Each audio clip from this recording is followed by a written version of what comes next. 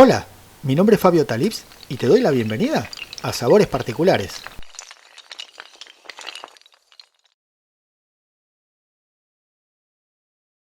Katayev. Ingredientes: 100 centímetros cúbicos de agua, 100 centímetros cúbicos de leche, una cucharadita de levadura seca y 150 gramos de harina.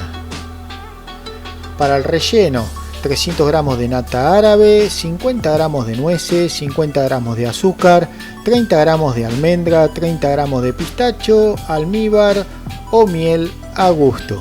Picamos finamente las almendras con los pistachos y las vamos a reservar. Por otro lado, picamos las nueces. En un bol colocamos la nata árabe, el azúcar, las nueces picadas.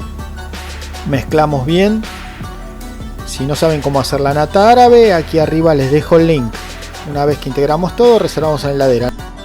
En el vaso de la licuadora colocamos el agua, colocamos la leche, la cucharadita de levadura y mezclamos un poco. Incorporamos la harina y batimos unos 4 o 5 minutos en un sartén bien caliente sin colocar nada. Vamos a ir poniendo de la masa, formando unos círculos más o menos de 6 centímetros, 5 o 6 centímetros, no más grandes que eso. Es muy simple, es muy fácil de hacerlo, es tomarle la mano. El sartén no lleva absolutamente nada. Cuando ven que se van secando de arriba, se cocina solamente de un lado. Ayudamos con una espátula, lo sacamos y una vez que estén bien doraditos de abajo, ven, ahí está, los vamos quitando. Y repetimos lo mismo con todo el resto de la preparación.